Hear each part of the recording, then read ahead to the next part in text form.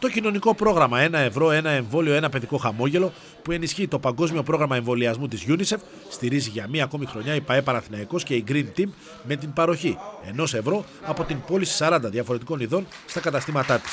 Στη σημερινή εκδήλωση παραδόθηκε επιταγή με το ποσό που συγκεντρώθηκε τους προηγούμενους 12 μήνες από την πώληση προϊόντων του Παναθηναϊκού.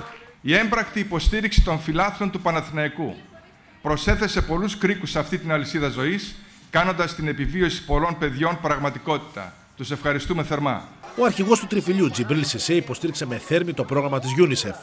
First of all, I would like to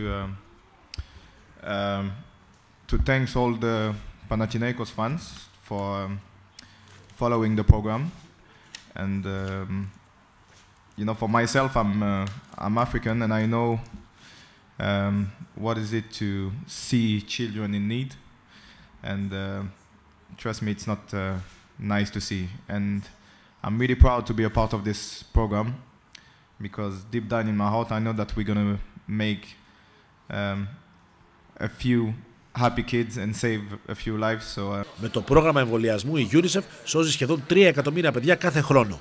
Δεκάδες χιλιάδες παιδιά σε όλο τον κόσμο θα σωθούν χάρη στην προσπάθεια αυτή, χάρη στην πρωτοβουλία αυτή της Green Team, των φιλάθλων, των φίλων του Παναθηναϊκού.